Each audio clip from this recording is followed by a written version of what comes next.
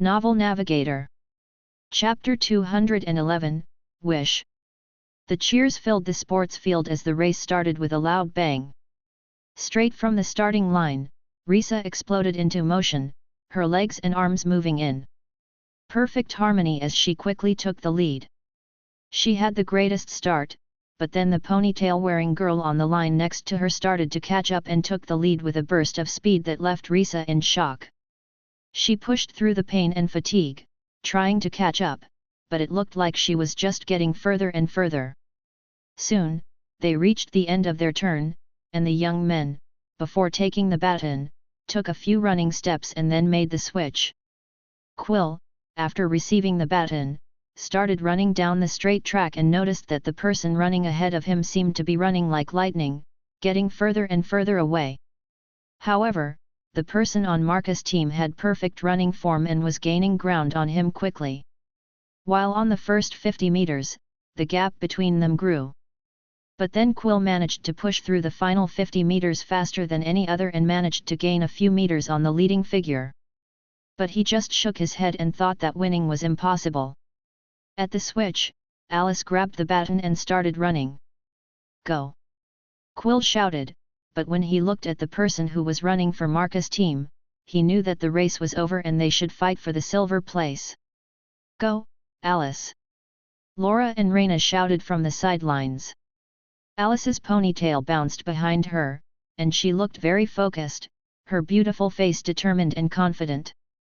While the audience's cheers blurred into nothingness, Alice's feet started moving faster and faster. The wind rushed around her. She had never run this fast before, and to the shock of many, she started to gain ground on the leading runner, who happened to have won a gold medal in the women's event earlier today. Since she already won that, no one in the audience expected that there was anyone that could challenge her. However, to many's shock, Alice, who didn't even participate in it, was clearly the faster one. However, the gap that was created in the first two runners was too big to completely catch up. They arrived at the switching point. Adam and Marcus immediately took a few running steps, and then the baton landed on Marcus' hand first, and he immediately sped off. Only a second later, Alice handed over her baton to Adam and shouted, "Go, Adam!" With a smile on his face, Adam exploded into motion and started running like a possessed demon, his steps long and powerful because of his tall body, quickly gaining ground on the leading runner. His leg muscles were like coiled springs, propelling him forward with incredible speed. When there were only 50 meters left in the race, Adam finally caught up to Marcus. Marcus couldn't believe it when he saw a silhouette appear on his peripheral vision. How could he be faster than me too? He pushed himself so hard that he felt his muscles burning, but still, the person on the left line slowly passed him when there were only a few meters left in the race. With a final push, Adam ran through the finishing line, the cheers exploding in his ears. Beside him, Marcus collapsed on the ground, defeated. Slowly, more teams ran through the finishing line, and the exhaustion was visible on their faces. N/O/vel/b//in.c//om. Whew! Yet Adam still felt like he had more to give. "We won!" Suddenly, someone jumped on his back with a thrilled laughter. "You did it!"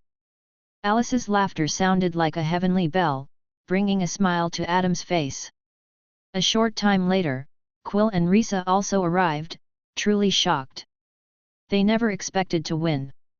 After a short while, they received their shiny, gold medals, and it was the first one for all of them. "I'll tell you my wish later, okay?" Alice whispered in Adam's ear, and then with happy hops, she went to her two friends, who were already celebrating their victory. Adam touched his ear, feeling slightly ticklish, and he then touched his gold medal, smiling. It was made from fake gold, obviously, and it was clearly made of very poor fake material, but still, it was perhaps his most valuable possession so far.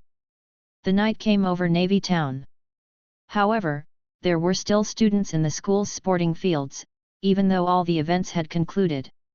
A brilliant bonfire was lit up at the center of the field, with laughter and music filling the air. While students partied, the teachers talked with each other, some non-alcoholic beverages in their hands. The speakers blasted some popular music as the night went on. By the bonfire, Adam sat on the grass field, looking at the burning flames that crackled and sent scarlet-red sparks into the night sky. It was already becoming so dark that the stars were beginning to twinkle brightly above. Then, with 2 drinks in hand, Alice sat next on the ground and gave him a drink. It was some fruity cocktail, non-alcoholic, of course, and it tasted somewhat bad, but they still drank it while admiring the bonfire together. "Should we leave?" Alice whispered in his ear. "It's turning late." Adam nodded. "Your parents will get worried if we stay out too long." "No." Alice shook her head. "They're on a hot springs trip, remember? They won't be back until next week." "Ah." Adam touched his head. "I forgot." "I thought so." Alice giggled, and then, with a slight blush, said, "The house will be all ours." Adam finished the drink, smiled, and replied, "Do you want to say goodbye to your friends before leaving?" "No need." Alice shook her head and pulled him up by his hand. "Let's go."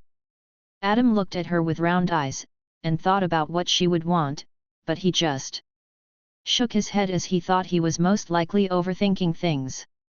With hands locked together, they left the bonfire and headed straight home. With the door opening, Adam and Alice entered their warm, cozy house. It was dark as there wasn't any light lit up. With the press of a light switch, light began to spread across the kitchen, to the living room, and finally to the hallway. As they removed their jackets and hung them by the clothes rack, Alice said, "Should you take a shower?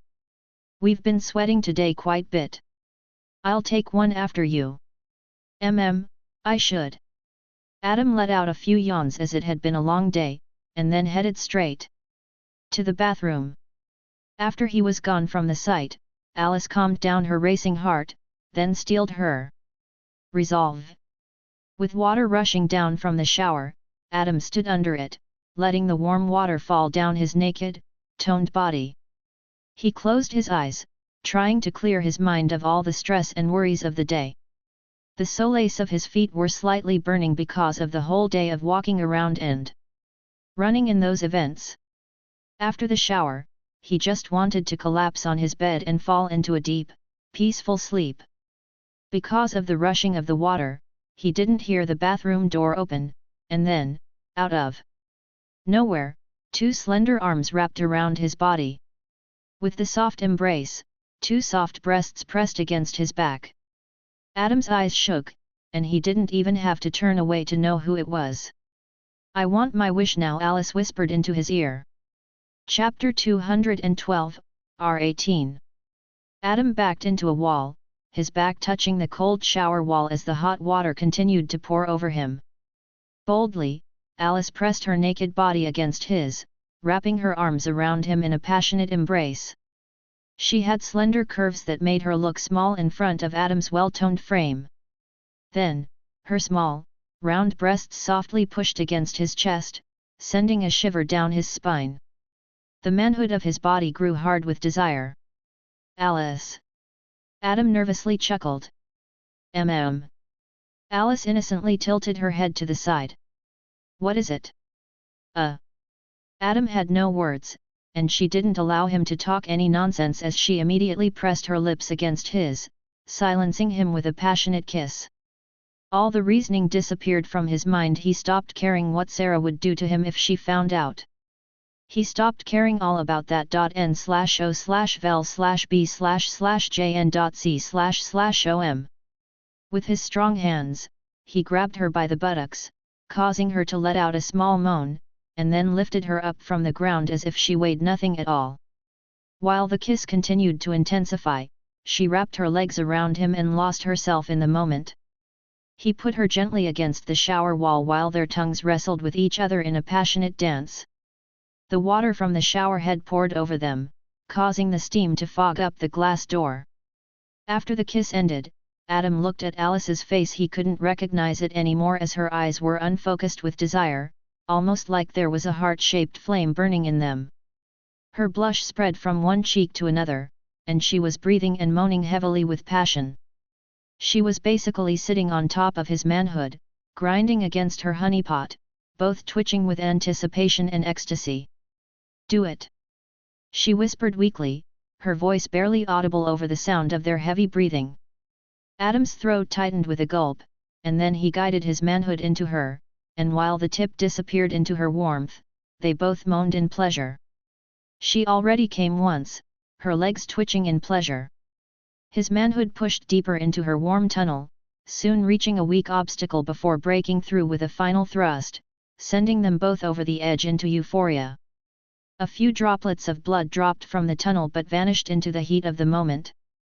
Alice bit her pink lips as she felt a foreign object inside her. "Ha, ha!" Adam breathed heavy. "Fuck! What's wrong?" Alice whispered, her heart racing so fast that she was afraid that it would burst through her chest. "Nothing." Adam looked into her round eyes. "You ready?"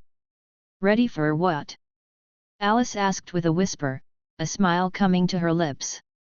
His hands squeezed on her soft buttocks, feeling like he was touching a delicate flower, and then he started moving his manhood inside of her with a slow, deliberate rhythm. Ah! Plap! Plap! Slowly, the manhood moved back and forth inside her, their pleasure growing with each thrust. Flesh against flesh, the sound filled the shower, echoing off the walls and mixing with their heavy breathing. He felt drunk on the pleasure, his thrust growing stronger as he stopped caring about being gentle, completely consumed by their passion. She didn't mind, her moans growing louder with each thrust, her soft, small breasts bouncing with each movement. With seconds turning into minutes, she already came multiple times, her body trembling with ecstasy and desire without a stop. Adam then put her back down. However, she could barely stand as her legs felt like jelly, but he then turned her around and pushed her against the wall. Ah! With a dog-style position, his thrusts were deep and fast, sending her over the edge again. This time, Adam also felt like he couldn't hold it in as he felt his legs trembling and feeling like something was about to shoot from the tip of his manhood. With two more powerful thrusts, his hip pushing against her soft, round buttocks, he finally reached his end, moved his manhood out of her honeypot quickly, and released it all over her back. Ha! With one long, deep sigh, he collapsed on top of her, breathing heavily and exhausted. Alice looked at him with a loving smile and planted a couple of kisses on his face before whispering, "I love you so much." Adam's eyes widened in surprise, not expecting such an intense confession out of nowhere, and he wasn't sure how he should respond to that. Alice embraced him warmly, resting her head on his chest as she felt his heart beating against her cheek. "Should we go to the bedroom?"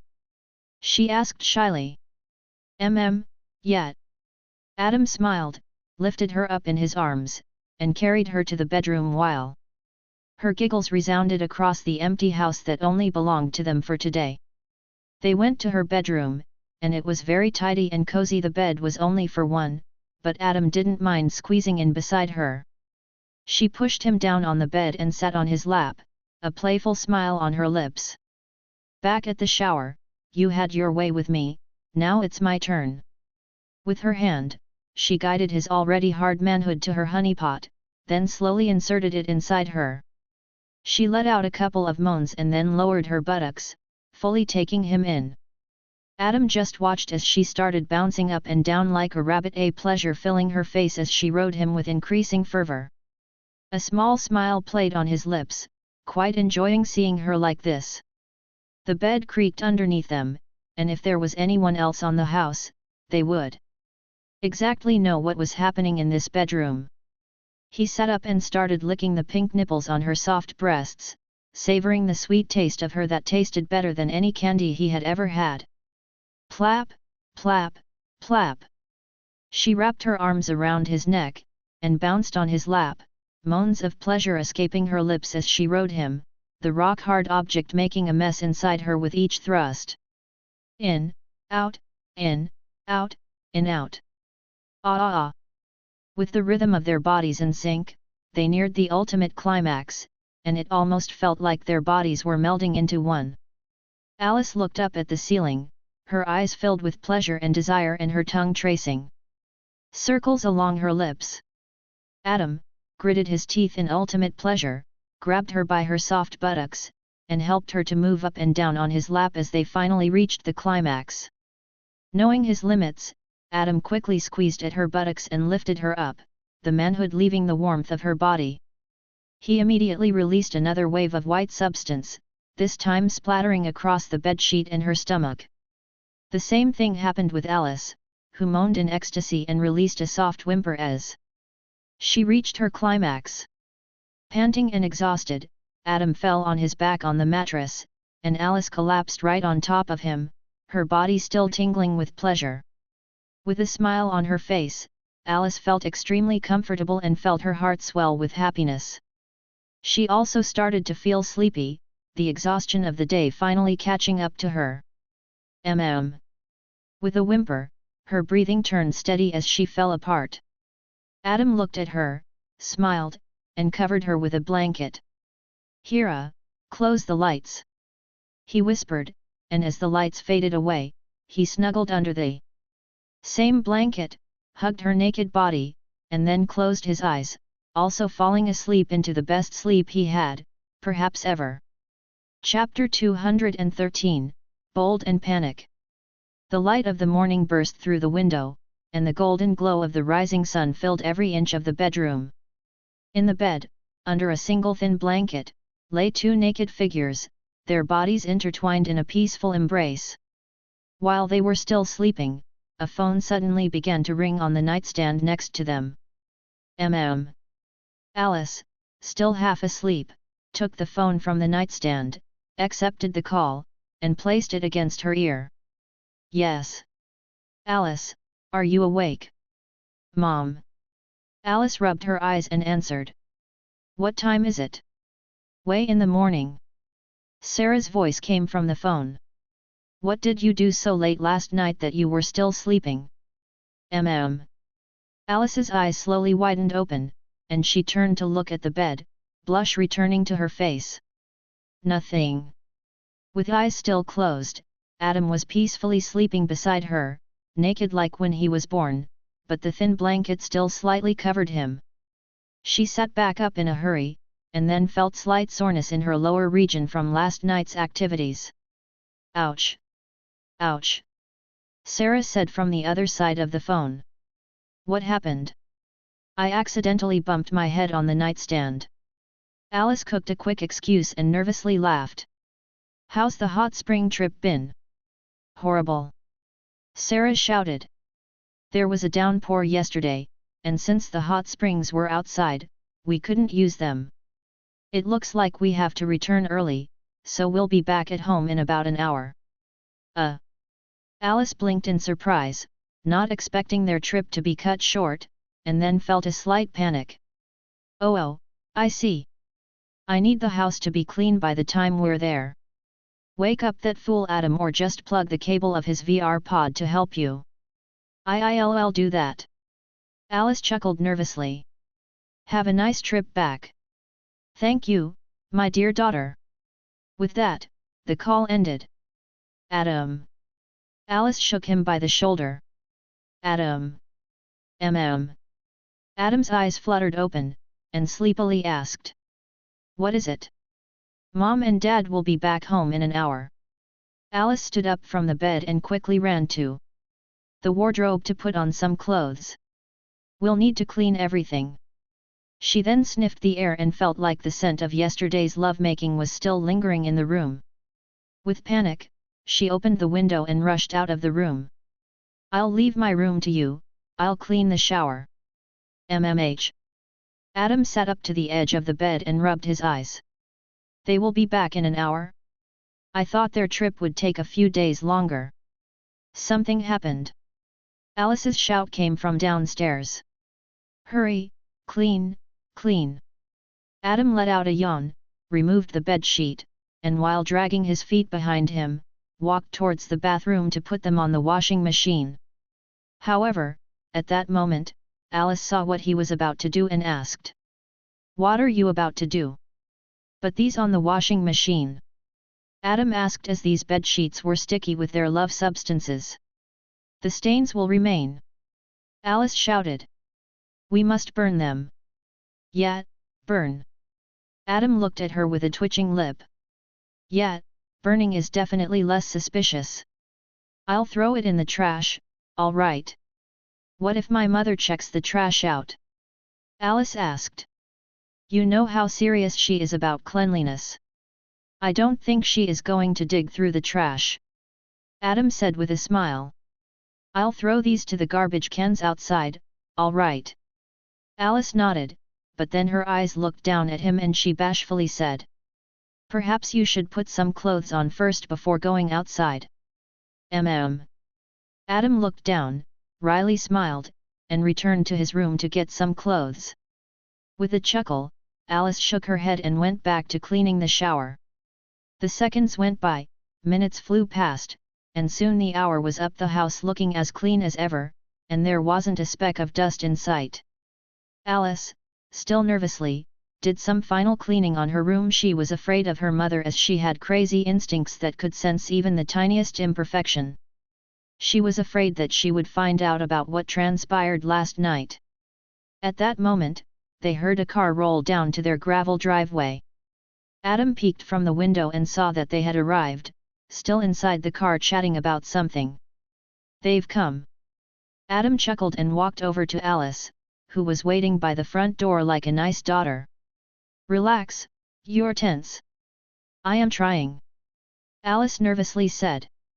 "Right, what if she smells something in me? I forgot to take a shower." Adam turned her head towards him and planted a bold kiss on her lips. Her eyes turned blissful and unfocused for a moment, but then she heard the door slamming outside, and her eyes turned panicky. She gently pushed him a step back and wiped her lips. "What are you doing, stupid?" "Haha." Adam laughed and turned to the door with a smile. "Calm down, your mother will see if you're nervous." "Humph." Alice pouted, but she felt less nervous now that Adam was making light of the situation. After all, he was in bigger trouble if they found out about what they did. He would be thrown to the streets like a stray dog. The door then opened, and with bags in hand, John and Sarah entered the room. "Welcome home, Mom, Dad." Alice's smile brightened their mood significantly. "My dear daughter." Sarah hugged her daughter and then looked at Adam with a stinky look.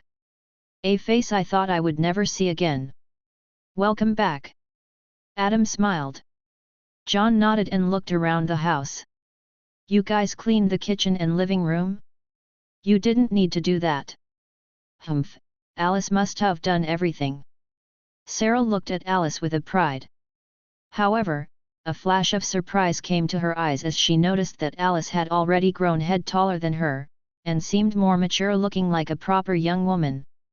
She hadn't noticed it before, but now did, for some odd reason, and felt like Alice was becoming old enough to sprout her wings and fly away from her nest.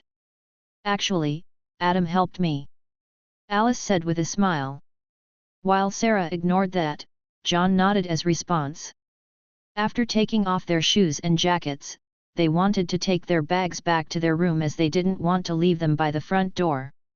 As they headed upstairs, Adam kissed Alice on the cheek, winked, and also headed upstairs.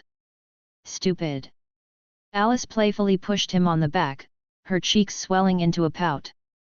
"How reckless." If Sarah and John had turned their heads around at that moment, they would have seen them/o/vel/b/jn.c//om. Kissing. She felt like Adam enjoyed seeing her panic and nervous. At the upstairs, as Sarah and John opened the door to their room, Adam walked past them and said, "If you need something from me, just send a message." "You're going back there?" Sarah asked with a frown. "You don't take even a day break, do you?" "I already did." Adam smiled. Humph, Sarah crossed her arms and said. Remember, you'll need to start paying the rent again from next month onward. I remember. Adam, with a chuckle, went to his room and closed the bronze VR pod's lid. He then walked over to his wardrobe, looking like he was putting on some new clothes, but instead he walked through it and entered a hidden elevator there. With the press of a button, he arrived at the hidden basement layer and climbed inside his VR pod. Welcome back, Master. Here is robotic, feminine voice sounded. Keep them safe, Hera. Adam said and pressed a button by the VR pod. I will. Then, as the glass lid closed over his VR pod, he pressed another button that immediately transferred his consciousness into the virtual world. Chapter 214, Motionless. With his consciousness traversing from world to world, Adam found himself back at his room, the broken window fixed and the bed neatly made as if someone had been here. He flicked open his timepiece, then snapped it shut and pocketed it before heading out of his room. As he walked down the stairs, he stopped by the railing and looked down to the first floor, where some guild members talked with the receptionist, and then left in a hurry. I wonder what's going on, he thought to himself, and then went straight to the first floor. When he was about to step out of the door, someone called out to him. Adam. Adam turned around and saw Digby standing by the second floor, leaning against the sturdy railing. Can I talk to you for a minute? Sure. Adam walked up the stairs to the second floor and entered his office with him, the door closing behind them. However, it didn't really sound like the door even closed, and as Adam turned around, he saw that it hadn't. The door's little broken. Digby said and sat down on his seat. This place sometimes feels like it is falling apart. Some doors don't work, the windows randomly shatter, and the floor creaks, as if this place is haunted. That doesn't sound normal. Adam said and sat on the chair across from Digby. What did you want to talk about? Curious. Digby intertwined his fingers. I am your master, after all, and I am curious about your progress. Like I said, I am level 2 in all of the 3 powers. Adam said. I know, but when it comes to the 3 powers, there's more to it than just increasing the level. Digby said, and then opened a drawer. There were small iron needles inside and grabbed a handful of them. While you can sense the aura of the people, what about the aura of the lifeless? With a swing of his arm, he sent the needles flying at Adam from a point-blank range. Adam snatched the iron needles out of the air when on his hand, the iron needles started to turn black as if they were suddenly painted over in a dark shadow. Throw them. Digby said, the corner of his lips curving up. With a swing of the arm, the black-colored needles flew like dark darts towards Digby. They were clad in Adam's black craft. The color of his craft changed when he leveled it up. Digby, without moving an inch, just sat still while the black needles flew past him and embedded on the wall behind him. It didn't look like he moved his head or did anything special, but they still missed. Adam stayed quiet. This was something even he didn't know anything about. While Kyrioko was amazing to anticipate any and all attacks, it shouldn't be able to do whatever Digby just did. It even looked like some needles just phased right through him, and since they were clad in black craft, if hit, they would hurt. Motionless, Digby said. When you use Kyrioko, your weakness is the reaction speed. Adam raised an eyebrow. N/O/vel/b//in.c//om. When I threw the needles, you needed a fraction of a second to react, and you managed to catch them from the air. However, if I had thrown them faster than your reaction speed, then those needles would have hit you. Motionless, a technique created by the Kyrioko masters. It looked like I wasn't moving, but I was. However, it was only minor movements. I shifted my center of gravity so little that it looked like I didn't move, but just enough to dodge all those needles. I also only used the same level of Kyrioko as you have in your possession. How? Adam asked with a frown. Simple, I reacted before you. Digby said. I started shifting my gravity, and I used Kyryoko to tell how your hand would move, so I was able to accurately tell where those needles would fly. Since I reacted before you, I was able to dodge over half of the needles without even using Kyryoko on those objects. The rest of them almost grazed me, and they came so close that it might have looked like they went straight through me. Digby touched his cheek and chuckled. Motionless is a risky technique. Motionless. Adam stood up, dragged the chair away from him, and then took a spot by the door. Throw the needles again. Hey. Digby frowned, pulled open his drawer, and said. Motionless is not something you can learn in a day or two. Please, master. Digby looked deeply at him, then sighed and grabbed a handful of the needles. Very well then. I don't know why, but I have a feeling like I know exactly what to do. Adam closed his eyes, breathed deeply, and then opened his navy blue eyes once again. Without another word spoken, Digby's throwing arm moved, launching the needles in his general direction. Without a single fear on his face, Adam took a step forward and walked straight at the needles. It looked like he was about to become a porcupine. However, when the needles touched his clothes, they went straight through and stabbed into the door behind them. Small, minuscule holes appeared in the fabric of his shirt where the needles had punctured through, but not a single one touched his flesh. With small steps, Adam walked through all the needles unscathed. After not sensing any more needles, he turned around to look at the needles stuck on the door. Some had dropped on the floor, and not a single one touched him. Adam smiled and turned to his master. I think I understood the motionless. The last needle that Digby was holding dropped on the ground. He looked taken aback, unfitting of his master's status, but he couldn't help it as this was just ridiculous. Motionless, the highest level of technique that only a few masters had ever achieved, was learned in mere seconds by Adam. One would say that this was expected from S-ranker, but no, this is ridiculous and impossible. How? Digby stood up and looked at his pupil in disbelief. It's the knee, is it not? Adam looked down at his knee and rubbed his hand across it. By moving your knee, you can change the center of gravity and shift your weight, which makes it look like you aren't moving, but in reality you are. No. Digby shook his head. That ain't right. I was sitting, so I couldn't have used my knee to shift my gravity, and instead I used my upper body. Oh, so I was wrong. Adam scratched the back of his head. I guess learning motionless is more tough than I expected. No, what you did was definitely motionless. Digby said and then uttered unbelievable words. However, what you did was even higher leveled than motionless. Higher level? Adam raised an eyebrow. No one's been using the knee technique to shift the center of gravity. Knee technique? Digby shook his head. No. Knee technique was taught in the future that allows shifting the center of gravity. Adam thought. It seems like it can be used alongside motionless. Knee technique was crucial for tanks, and he'd been using it subconsciously in this life as well.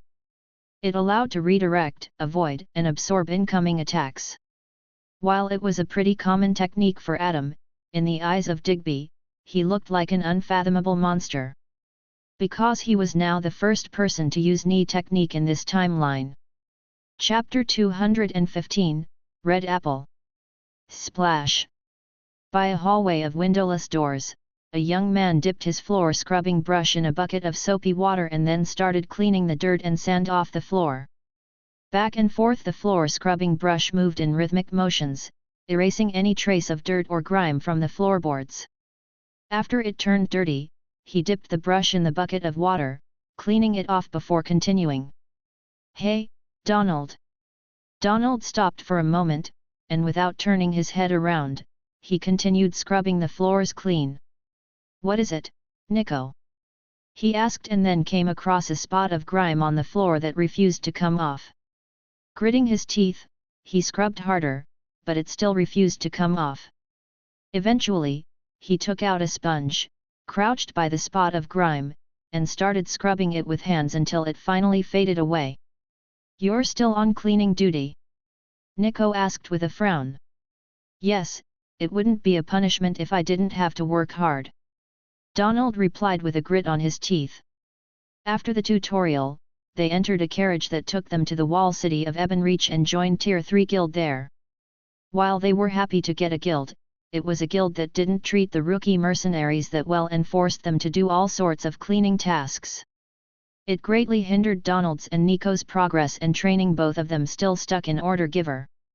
A week ago, Donald snapped and shouted at one of the big bearded men in charge, which earned him a week of cleaning duty.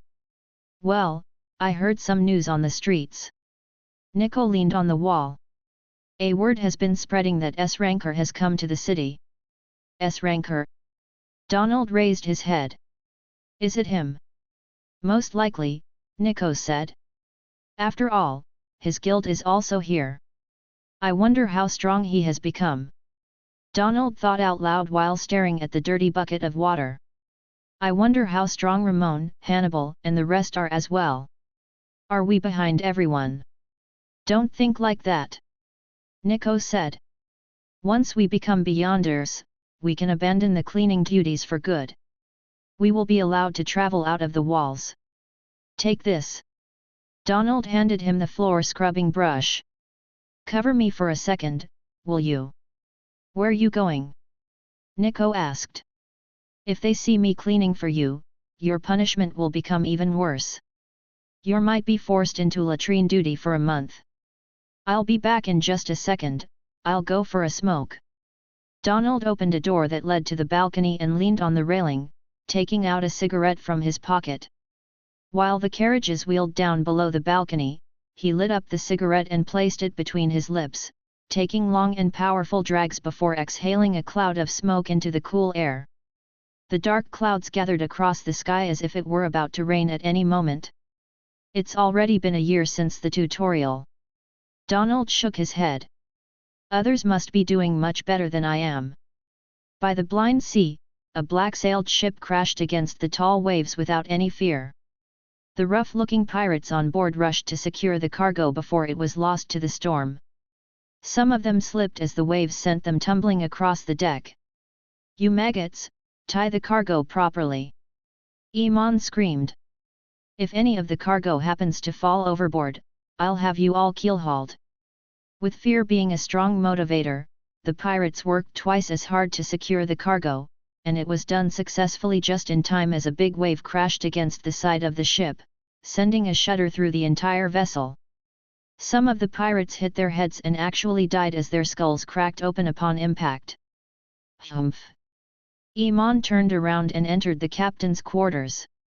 The desk there was sliding across the floor, crashing from wall to wall, making a terrible screeching noise and damaging the wall and floor alike.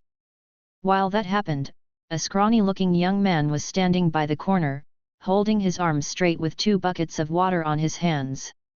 There wasn't a single spot in the young man's body that didn't have a bruise, scratch, or cut. The young man had been standing in the same position for 3 days already, holding the 2 very heavy buckets of water. If he dared to drop them, his punishment would be 1,000 times worse.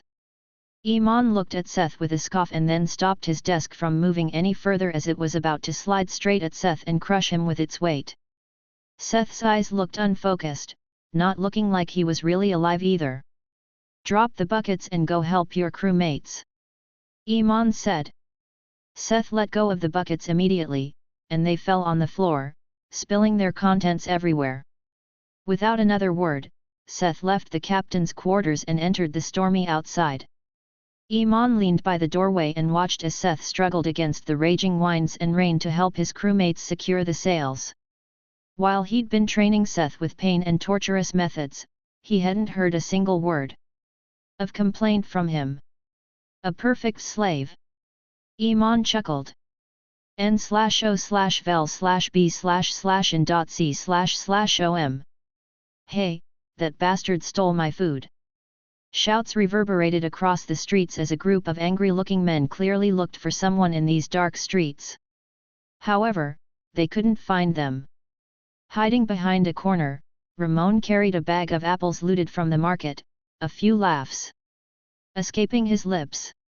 "Bastards, overpricing everything," he said with a grin. "But, everything is free for me. You think you can hide?" A voice came above him. By the roof of the building, Lazarus jumped off the building and landed right in front of the thief, Ramon. "Arg!" Ramon tried to run away, but Lazarus grabbed him by the back of his shirt and slammed him against the pavement. The bag of apples dropped, scattering the red fruit everywhere. "You damnards!" Ramon jumped to his feet and rushed at Lazarus like a wild animal. "You'll regret this, Lazarus!" Smack! Lazarus's palm connected with Ramon's forehead and sent him tumbling on the ground. Blood trickling from his nose. "Ha ha ha!" Ramon just laughed, climbed back to his feet, and rushed at Lazarus with even more fury. Lazarus swung his elbow backwards, connecting with Ramon's chest with a sickening thud. Ramon's eyes rolled back to his skull for a brief moment, but he then regained his consciousness and charged at Lazarus with a primal scream. 30 Sekai fists. Lazarus pummeled Ramon relentlessly. The fists broke, shredded, and ripped through Ramon's body. With bloodied wounds, Ramon collapsed on one knee, but he was still trying to fight back, but he couldn't even open his eyes anymore as his whole face was covered in blood. "I am only leaving you alive because you're Necroman's little pet." Lazarus spat on him, picked up the apples, and then walked away with the bag. "Ha, ha, ha!" Ramon struggled to breathe, but he still laughed and smiled. He took out something from his pocket. It was a red apple. With a smile on his face, he took a bite and savored the sweetness of the fruit before succumbing to darkness. Chapter 216, Piggy Goes. Within a normal household in the Ebon Reach, the smoke of roasted food filled the air with a savory aroma. The mother of the family stirred the pot of stew that was simmering on the stove and saw that it was about to be ready. By the table, her husband flipped through the pages of the newspaper and shook his head. "The unrest by the Imperium City is getting worse," he muttered out loud. "It is only a matter of time before the war starts." Hearing that, his wife looked at the stew absent-mindedly. The stirring stopped, but then she quickly resumed, trying to push away the anxiety that was creeping into her mind. "In the War of the Gods, we, the originals, will be the foot soldiers," he said with a sigh. "They cannot force us to participate," his wife said. "Oh, they can," he said. "They're, after all, protecting us from the horrors of beyond the wall, and the least we can do is help in the war. The food's ready," she shouted and placed the steaming pot on the table. From the living room, their two daughters ran in and took their seats by the table. All of them said their evening prayer, thanking God for the delicious meal they were about to enjoy. After doing so, they eagerly served themselves large portions of the hot, comforting stew. Thump! Then, some strange sound came from under the floor. Only the eldest daughter heard it.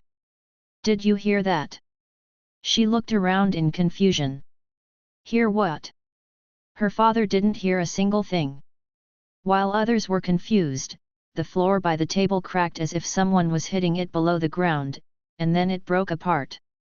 The table-sitters stood up and retreated to the corner of the small kitchen. From the hole, a hand started to reach out, grasping at the air. After pulling himself up from the hole, the man looked around with a yellowish grin. Seeing the scary man, the father of the family rushed to the door to shout for help. They were close enough to the mercenary street for someone to hear his shouts of plead. However, the scary-looking man grabbed him by the head and smashed his face into the floorboard. "Father! Oi, oi, don't you dare to do anything that you'll regret!" Timothy, the scary-looking man, said with a grin. "Sit still, like a little good original, and nothing will happen to your pretty daughters, all right?" Hearing his words, the father of the family paled, nodded through pain, and then was thrown to the same corner where the rest of the family was. Through the hole, 3 more figures emerged, their eyes glowing with malice. As the last person coming from the hole, Victor Vash looked around the place with a cold, calculative gaze. "Tie them and clog their mouths," Victor commanded and walked over to the window, peeking at the streets through the slight gap in the curtain. Timothy, and the 2 others tied the family to their respected chairs and clogged their mouths with cloth. Their eyes welled with tears. "Your daughter sure is pretty, Mr. Runner." Ishan pinched the cheek of the eldest daughter and licked his lips. MMH. Through a clogged mouth, the father of the family screamed and tried to push the man away from his daughter. "Humph." Ishan just smirked and joined Victor by the window, for now leaving them alone. "What's the plan?" Victor narrowed his eyes and said, "We need a map. Search this place. I would rather know where I am heading before going anywhere." MMH. The father screamed to him, clearly recognizing him as the leader of these thug-looking people. Victor walked over to him and removed the cloth from his mouth. "What? Just tell me what you want, and we'll give you it," he said urgently. "You know where Crimson Hounds are located at?" Victor asked. "There, in Mercenary Street." "More detailed, please," Victor said, his tone becoming more forceful. "There are like 100 guilds, I can't remember every one of them." The father sighed. Victor stuffed the cloth back into his mouth and said to him, "If you plan on being useless one more time, I'll rip your windpipe out." "Fuck." Arush kicked one of the drawers shut. "There's not a single fucking map. Nothing here," Timothy said while going through the living room's stuff. "Found nothing in their room," Ishan said, but twirled an underwear around his finger. "Except this one. We'll have to visit the map store, then," Victor said. "Any volunteers?" Not a single one of them spoke a word. "Ishan," Victor said. "Why me?" Ishan grimaced. "Because you are the youngest." Timothy made a mess out of his hair. "And the least intimidating looking." While Ishan was not pretty by any means, he didn't have tattoos and piercings like the other 3. "Fine." Ishan clicked his tongue and pointed at the eldest daughter. "However, I better have one turn with her because of the hard work I am putting in." She paled like a ghost after seeing him point at her and felt like biting her tongue to escape. "That fate." "Change your clothes," Victor said. "Take some from his wardrobe. You better have some good clothes, bitch." Ishan slapped the father of the family in the head and headed to his room to find some spare clothes. Victor then asked from the father of the family where the nearest map store was this time. He knew the location. A short while later, Ishan had changed his clothes, now wearing a worn tunic with white trousers and black boots with long laces. "How do I look?" he asked with a mischievous grin. "Slightly less uglier than normal." Timothy grinned. "Don't do any stupid shit out there." "All right." Victor then whispered the location of the map store to him. Ishan yawned, opened the door, and saluted Victor before stepping out into the street. Victor closed the door with a slam. He didn't want to risk any bystander suddenly catching a glimpse of the tied-up family, so he just closed the door as soon as possible. When Ishan just stayed on the doorway, saluting, he felt like just pushing him out and closing the door. So reckless. Victor clicked his tongue. Through the busy streets, Ishan walked with his hands buried in his pockets, acting like a common thug with his legs spread apart and posture proud. While he was dressed in ordinary clothes, his walking style was something that stood out among the other pedestrians. The map store wasn't far. After a moment of looking around, he found the map store tucked away in a small corner of the street. The entrance was currently blocked by a thin-haired man, who was talking with his friends and playing some chess by the table. As Ishan was about to push past him, the thin-haired man stopped him and said, "Where are you going, boy?" "Inside the store," Ishan said with a grin. You stupid or what? Excuse me. The thin-haired man's eyes turned cold, and his friends stood up as well, surrounding him with their superior numbers.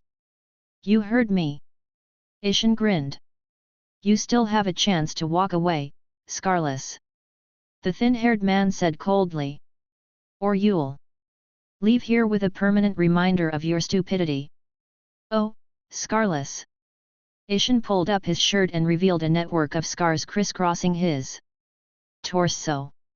I ain't someone without any scars. Those scars. The thin-haired man's eyes shrank. So ugly, Nov, L, B / JNN. They knew that to receive those scars, the man before them had done some hideous deeds in his past. Ha ha ha. Ishan stabbed his finger through the thin-haired man's neck. This piggy goes to the market. Spurt. Chapter 217, Lord and Savior. When stepping down the steps, Adam noticed the troubled-looking receptionist by the counter and walked over to her. What's up? He leaned over the counter and saw the receptionist carry a packet of some sort. Sir Adam. Lydia exclaimed. You can just call me Adam. He said and looked at the packet. A packet? Yes. Lydia said. I am supposed to take this to Copper Tree Guild, but I have no idea where that is. You don't have a map? Adam asked. No, it's ridiculously expensive. Lydia said with a sigh. To think that the price of the knowledge in this world is so high. I can deliver the package. Adam took the package and felt that it was pretty light. You will? Lydia asked with starry expression. Yeah, I'll need to buy a map of this place either way. Adam said with a smile, and after bidding farewell to the receptionist, he left the building and walked out into the bustling streets. While he didn't know where the Copper Tree Guild was located, because he didn't think that guild existed in a few years' time, he decided to go buy a map quick. The map should have the location of every guild in the city. He still remembered the location of the map shop, where he originally asked directions to Crimson Hound's place, thus, he arrived there in no time and noticed that this time around there was no one blocking the entrance. When he was about to arrive by the store, a person suddenly walked out of the store, holding a map in his hand with an unnatural smile on his face, as if he were ecstatic about something. However, then he noticed blood on his hand and the person's face. While the face looked younger than in his memory, Adam recognized him. Without any hesitation, Adam hid behind a corner and watched as the person walked away into the crowd. Why is he here? Ishan of the Wild Sons, right-hand man of Victor. He remembered vividly as he was in constant combat with Wild Sons during the Second Great Guild War. Ishan was particularly memorable. Adam left the corner and ran inside the map shop. It looked normal with maps neatly put on the shelves. However, there was a thick scent of blood in the air. When he walked over to the back room, he saw a pile of corpses there, each one of them missing their eyes and manhood. This was why Ishan was so memorable to him. He did the same thing in the Second Great Guild War. The worst part was that he cut their eyes and manhood when they were still alive so that they would remember the pain when they returned to the real world. It is the same Ishan I know. Why the hell is he here? He had to find out. Adam rushed out of the shop and hurried after Ishan. He somewhat remembered the direction where he went. After following the direction, it took him to a street that was safely tucked away some larger buildings, and when he came by the side street, he saw Ishan opening a door, then eyeing surroundings in a very suspicious manner. After the door closed, the curtains fluttered in the window as if someone quickly checked whether someone was following him. That building belongs to the originals. Why are the Wild Sons here? Adam felt like contacting Digby and the rest, but he felt like if he left now, Wild Sons would be nowhere to be seen when he returned. Victor is a very cautious man. If he is really there, he'll probably move away from there in case someone saw Ishan enter that house. I don't know why Wild Sons are here, but it can't be anything good. There, your map. Ishan handed the bloody map to Victor. It's bloody. Victor frowned. What the hell did you do? That fucking map shop owner tried to pick a fight with me. Ishan said and straightened his sleeves. I had to teach him a lesson. Foolish and reckless. Victor clicked his tongue. You could have ruined us all. Humph, I did what you asked. Ishan walked past him rudely and looked over to the tied-up people. Now, time to let out some steam. Take it to the back room, and keep it quiet. Victor said in anger.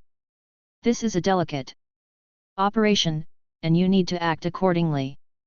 Yeah, I'll make sure she stays quiet. With a grin, Ishan started dragging the chair, where the eldest daughter was sitting, towards one of the rooms by the corner. MMH. The father of the family shouted, trying to remove the cloth from his mouth. His wife and the youngest daughter cried, frightened by the scene unfolding in front of them. Knock, knock. At that moment, someone knocked on the door. Ishan stopped dragging the chair, and the teary-eyed eldest daughter turned her gaze to the door, trying to scream through the cloth for help. Shut up. Ishan covered her mouth and whispered in his ear. If you act stupid, it'll hurt more. Quiet down. Victor whispered and looked at the door. Take them to the other room. Timothy and Arush dragged the wife and the youngest daughter away from sight. Victor then untied the father of the family and removed the cloth. With his fingers, he tried to dry the tears off his face and said coldly. You'll open the door and act normal. If you make a single wrong move, we'll drag your family back where we came from, where they will live their days naked and in pain. Please. The father pleaded. If I do this right, please tell that man to leave my daughter alone. No, Victor said coldly. That's a small price to pay for life, don't you think so? You have no choice. If you do anything stupid, your family will suffer for the stupidity of the man that should be responsible for their protection. All right. He said with a voice full of pain and approached the door. Victor hid behind the corner and pulled out a short dagger from his belt. Timothy, Arush, and Ishan covered the mouths of the rest of the family. With racing heartbeat, the father of the family opened the door and forced a smile. Hey, how may I help you? Hello. Adam said with a smile. Have you ever heard of our Lord and Savior, God Almighty, n/o/vel/b/in. .c//om. By the back room, Ishan scoffed. A fucking member of that shitty church. Victor was slightly relaxed, but his senses were still vigilant. Oh, I am already a member of the church. The father of the family said. Oh, that's wonderful. Adam smiled. May I enter and we can talk about possibly donating to the church? No. The father suddenly shouted and then cleared his throat. I mean, no. We were just about to have dinner. You know, the dinner is sacred. Yes, of course. Adam nodded, and then, with a quick glance, saw the small hole by the floor. Is your family home? And no. The father shook his head. But you just said we. Adam said. I mean, yes, haha. The father laughed nervously. It's been a long day, and I am very hungry. If there's nothing else. As he was about to close the door, Adam stopped him and said, May the eternal light of the Almighty bless you. Why you too? The father said and then closed the door. With a deep sigh, he walked over to Victor and said. It was just a member of the church. You did good, Victor was about to say. At that moment, the window of the living room shattered and a long-bladed sword cut through the air. It went through 3 necks before the swing ended. Timothy's, Arush's, and Ishan's heads rolled off their shoulders and landed on the ground. Wah! The father of the family exclaimed. Victor's eyes shrunk, and he quickly stepped to the side, but the sword still stabbed through his shoulder, blade piercing his flesh and causing a sharp, searing pain. Through the window, a person stepped through and pulled the sword back to his hand. Hello, Adam pointed his sword at Victor. Have you ever heard of our Lord and Savior? Chapter 218, Strange Strength. Victor watched as 3 of his friends' heads rolled down the floor. It didn't make him angry, but instead disappointed. You must have followed Ishan here, didn't you? Victor touched the back of his head. The father of the family rushed to his family's side, removed the binds from their wrists and ankles, then helped them up. When you leave so many corpses in your wake, it is only a matter of time before someone tracks you down. Adam said. Don't you agree, Victor Vash? Victor nodded and then, out of nowhere, threw his dagger towards the family of the 4 that were cowering by the corner. However, before it could reach them, Adam's long sword smacked his dagger out of the air. With a quick lunge, Victor retrieved his own sword from his inventory and brought his sword down at Adam. Adam sideways parried the slash and countered with an overhead slash towards Victor's shoulder. The attempt behind the slash was to hack off Victor's sword-wielding arm. The dance of the blade. Victor evaded the slash with a dance move and then swiftly twirled around, making his sword dance in the air with very unpredictable motion. However, no matter how unpredictable those strikes were, Adam's Kiryoku was 1 step ahead, and he deflected each blow effortlessly. While in level 1 of Kiryoku, Adam had to react to attacks based on the opponent's attacking intent. Now, with level, he could use the attacking intent and also their aura to predict their movements. It worked like a film reel. In his mind, he would see Victor's aura make the move before he did it or even thought about doing it. It was close to seeing the future, but not at that point yet. When one's Kiryoku became strong enough, real future seeing became a possibility. The sword in Victor's hand turned black. He used his craft. Adam reacted, and the sword in his hand also turned black, like it was absorbing all the darkness in the room. Then, both moved at the same time and clashed swords at the center of the living room. Cursed. Our base strength is similar. His Kiryoku is stronger, and our craft is equal. What about magic? Victor jumped backward and then shouted. Multiplication. Around him, a dozen swords of the same length and type appeared out of thin air, surrounding him in a protective circle. With the wave of his hands, he sent the swords flying.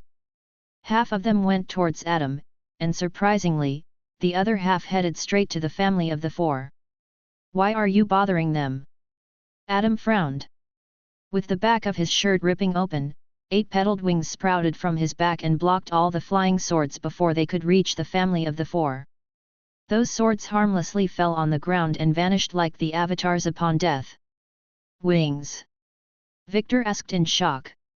Wings? The father of the family whispered.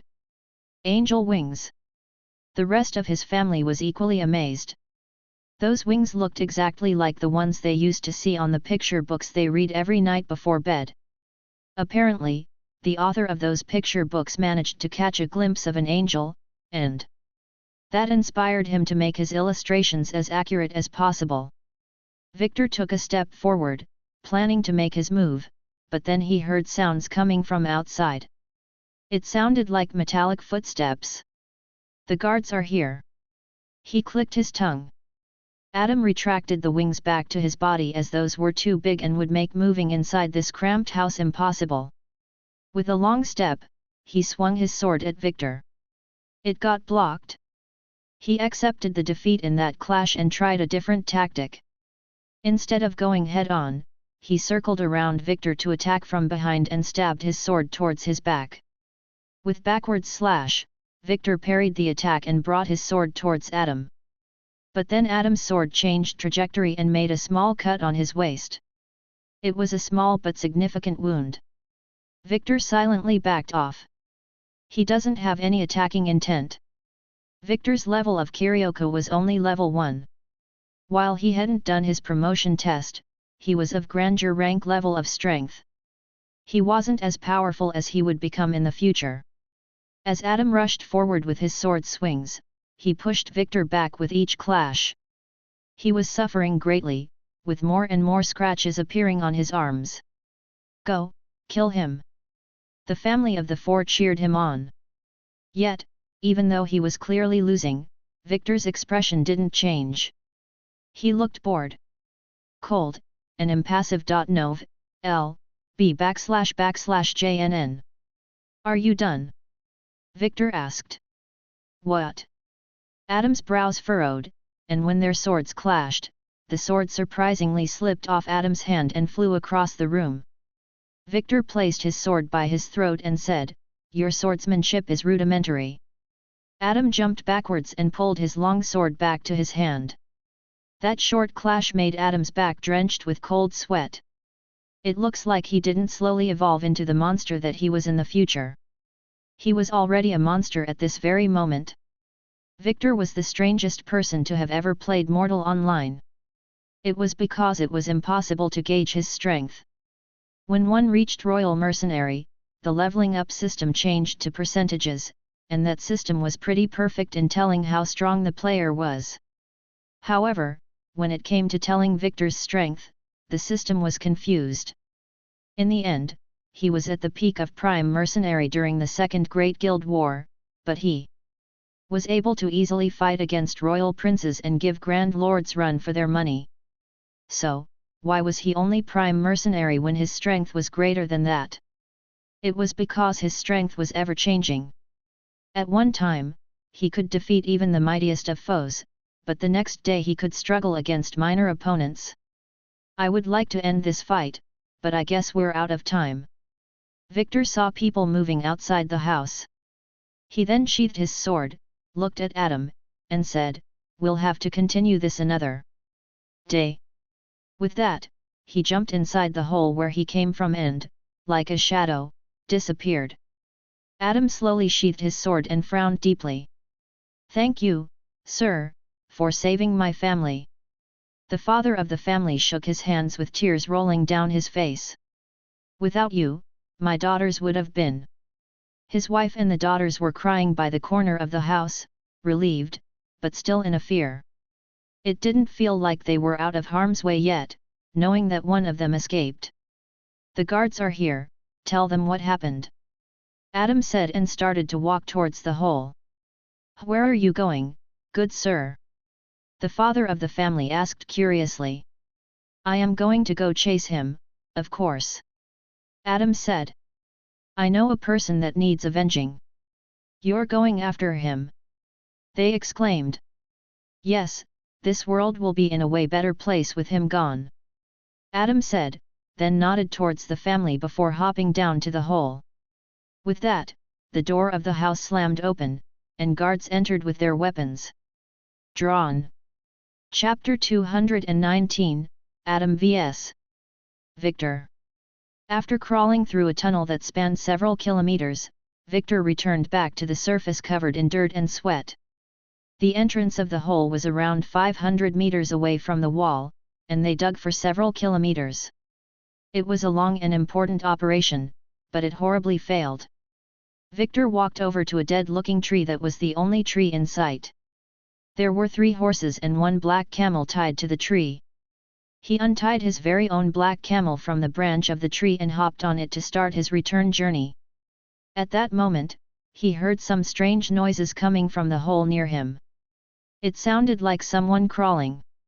"The guards have already caught up to me." Victor's eyes turned cold, and then he used his sword to kill the horses so the guards wouldn't have any means to catch up to him. With a squeeze by the reins, the black camel started to gallop towards the looming mountains on the horizon. Victor kept glancing backwards and then saw a person jump from the hole. It wasn't any guard, but the person he fought earlier that day. "That guy!" he whispered in surprise. "He is actually chasing me? I thought he would have second thoughts after I unarmed him with such ease. Why is he going to such lengths?" After that, he remembered that it didn't matter that he killed those horses, that bastard had wings. With 8-petaled wings, the person soared into the sky and started chasing him with a terrifying speed. It was clear that the black camel was outclassed in terms of speed. While in the wasteland, the black camel was one of the fastest creatures, but it was no match for this winged person.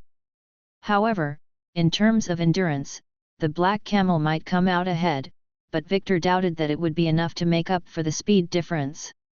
With a swoosh, Adam soared over him and landed in the ground ahead of him, facing him with a sword in hand.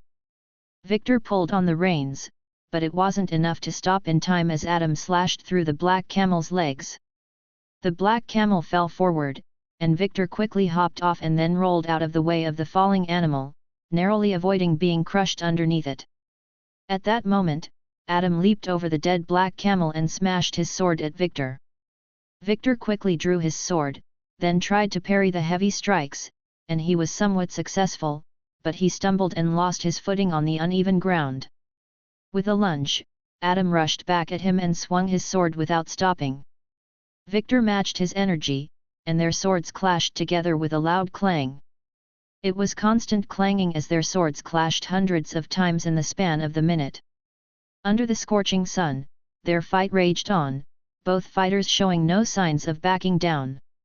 When another clash ended, Adam used the little god's speed, and while he was fast enough to be almost invisible, Victor still managed to parry the blows.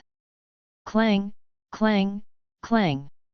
The wasteland around them stretched for kilometers in every direction, the only witness to their epic battle. It was barren, dead, and eerily silent except for the sounds of their weapons clashing. "You shouldn't have chased me," Victor said with a deadpan voice, but something inside him clicked, and his strength started to grow once more. Adam's expression turned serious, and he was forced to step back as Victor launched himself forward with renewed power. With the new power, Victor pushed Adam's long sword aside and then cut through one of the gaps in the deceased paladin armor, slicing into Adam's flesh. While it wasn't serious enough to be life-threatening, it was definitely painful. "Now you'll die, and for what?" Victor asked and tackled Adam to the ground, then, with the swing of his sword, knocked the sword out of Adam's hand. Victor placed his sword at Adam's throat, centimeters away from ending his life. "I would like to know why," he said. "To risk your life like this? It can't be because of that fake family right there, right? They're creations of code, so why does it matter what we do to them? Their feelings, their thoughts, their existence, none of that exists." Adam smiled and said, "I am from the future. Nov. L. B //JNN. Hey." Victor frowned. "I've seen what kind of person you'll become, and knowing you're capable of such cruelty, it gives me pleasure to know that I can stop all the things that you will do." What nonsense Victor was about to say, but then with his black-clad gauntlet, Adam slapped his sword away from his throat and hopped back on his feet. With a straight jab, Adam punched Victor in the chest and shouted, "Chi strike!" The chi strike broke through Victor's defenses and caused havoc in his chest. Cough. With a bloody cough, Victor almost fell on his knees. Without stopping attacking, Adam headbutted him with such force that it broke Victor's nose. Arg! Victor swung his sword at Adam, but to his surprise, his blade went right through Adam's face, as if he were a ghost. "What?" Motionless. Adam threw another straight jab, and Victor was knocked back a few steps, barely able to stay on his feet. When he was about to slash again, Adam grabbed him by the wrist of his sword and kneed him in the chest. With just a few attacks, Victor's whole body was screaming in pain. How can't I react to any of his moves? It's not like he is moving fast either. Without realizing it, he was currently under influence. Influence, it makes a person hesitate about everything they do, and that allowed Adam to continue landing easy hits. It was mental warfare that Adam had mastered. Pull. Adam summoned his sword back to his hand and then stabbed into Victor's chest, the tip of the blade barely inside his flesh. Arg! Victor looked at the sword and coughed out blood. Why aren't you finishing your strike? What was the reason for coming to Ebon Reach? Adam asked. If you answer truthfully, I'll let you live. Ha! Victor smirked with bloodied teeth. No, you won't. No, I won't. Adam slashed through his body with an upward slash, splitting him in half. From his waist up. With that, he collapsed on the ground before his feet, lifeless and defeated. Adam sheathed his bloodied sword and started heading back. He wasn't happy about his victory today because he had a feeling that this wouldn't be the last time he met Victor. He was talented enough to reach his current level of strength in a few years and could easily catch up to people in his tutorial group if he put his mind to it. However, no matter what, Adam didn't plan on allowing him to catch back to him. When Victor peeked his head from his hole, Adam planned to smack him down again. As the night fell over the Ebon Reach, inside a cramped and empty house, Adam climbed out of the hole and looked around the abandoned place. It looks like they left this house. I don't blame them for leaving in a hurry. Adam shrugged his shoulders and stepped out of the house, stepping back into the dark streets of Ebon Reach, the cold air of the night on his hair. Chapter 220, Whisper in Sleep. A few hours ago, by the world that was devoid of light, Victor emerged from the light that vanished as soon as he stepped onto the dark ground. The world of death. Victor raised an eyebrow. It was the first time he had been here, as this was his first death. The death didn't make him mad or sad, it made him curious. The infamous dark world. What was the reason that no one kept their memories of that place? At that moment, he saw the only source of light coming from ahead. It was the gateway to the dark world. Victor narrowed his eyes and headed there, but when he was not that far away, he saw a silhouette that almost seemed invisible inside this dark place. The strange man was sitting on the ground, his back permanently hunched, staring blankly at the gateway like he wanted to go there, but since he was sitting for too long, he couldn't stand up anymore. "Who are you?" Victor asked from him. The strange man didn't answer. "Hey," Victor said. The strange man didn't answer. At that moment, Victor just slapped at the back of his head, hoping to get a reaction. This time, the strange man let out a strong, guttural groan. "That hurt, bastard," the strange man whispered. "So, you can speak," Victor said with a laugh. "You look horrible. What happened to you?" "Good question," the strange man said. "You woke me up." "I woke you up." "Yes, I was sleeping," the strange man said. "That's the only thing I can do here. Sleep, sleep, and sleep." "Why the hell are you here?" Victor asked. "You're a player, right?" "I am," the strange man said. "Are you from the New World?" "Yeah, and no. I lived in the place that we, wildlifers, called as Otherworld," Victor said. "I am envious," the strange man said. "I've never been there, and then I died, so I can never get there." "What's your name?" Victor asked. "Noel's the name," the strange man said and rubbed his lengthy beard that had grown over time. "You didn't answer one question from me. Why are you here?" "At first, out of stubbornness," Noel said. "Then I couldn't leave anymore. My joints turned stiff, and my legs got weak. I could never get there." With his trembling finger, he pointed at the gateway. "The place that he never could reach." "Yeah, that's the gateway to the dark world," Victor said, curiosity in tone.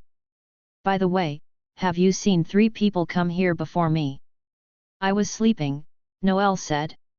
"If they died, they stepped through the gateway. Why don't you come with me there?" Victor asked. "There might be a way to return from the dark world, alive." "Has anyone done that?" Noel asked weakly. "No, but we can be the first," Victor said with a grin.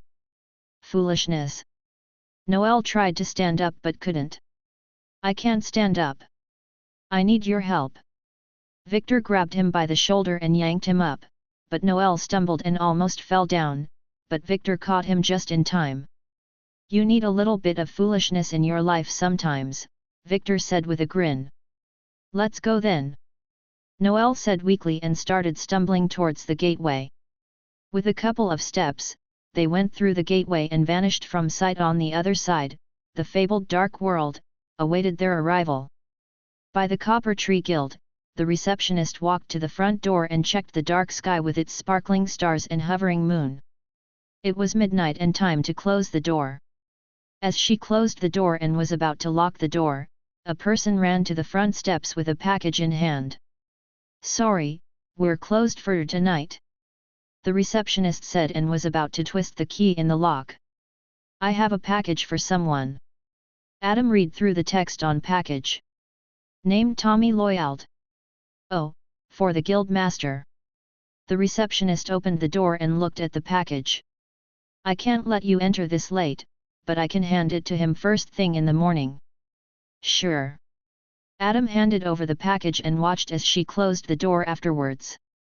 It didn't matter to him that he wasn't allowed to enter, as it was his fault for returning the package so late. He got pretty sidetracked, after all. "I guess there is nothing else for me to do tonight," Adam thought as he walked away from the building. When he thought about returning to Crimson Hound's headquarters, he felt a chill on his back and shook his head instead. What if she tries something again? "I'll log off instead." With a press of a button, his avatar vanished from the street as he logged out and returned to the real world. After climbing out of his VR pod, Adam greeted Hira, then used the elevator to go to his room, and from there walked to the kitchen downstairs. As he poured himself a drink of water, he heard a door open from upstairs, and footsteps followed that sound. He turned around to see sleepy-faced Alice enter the kitchen, wearing her favorite oversized t-shirt and messy bun. When she saw him, she smiled and greeted him with a yawn before pouring herself a glass of water as well. "I didn't expect you to see up so late," Adam said and took a sip of the water. "I was studying, exams are coming up," Alice said and yawned. "I was about to go to bed." Good luck then." Adam poured the rest of the water on the sink, washed the cup, and placed it on the drying rack. "What about you?"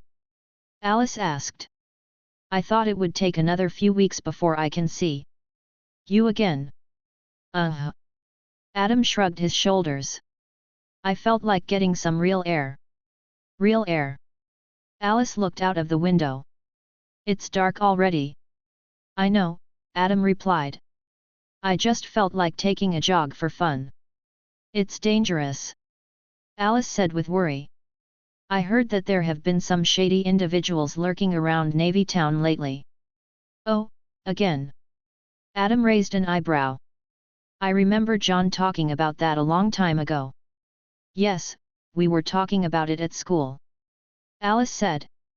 "Apparently they're all tattooed and have been causing trouble." I'll be careful," Adam said and leaned against the kitchen counter while looking at Alice. "Why are you looking at me like that?" Alice asked from him with a pout. She saw his lips curl upward in his classic playful grin. "Nah, it's nothing." Adam shook his head and went to the front door to put on some outdoor clothes. Alice tilted her head in confusion, wondering what he was hiding from her. "Is there something going on in that other world?" she asked out of curiosity. "Oh, why do you think so?" Adam asked curiously. "I just had a hunch," she said. "You're acting strangely, after all. You're overthinking it." Adam put on the clothes and was about to leave the house. At that moment, Alice said, "Is this about Lady Yu?" Adam froze like a person stuck in time. "How do you know that name?" "Nov, L, B / JNN. "You whispered that name in your sleep," Alice said. "I happened to hear it." Adam shook his head. "It's nothing, see you later, all right." With that, he left the house, but Alice noticed a look of longing in his eyes. She could tell that person meant a great deal for him. "Adam."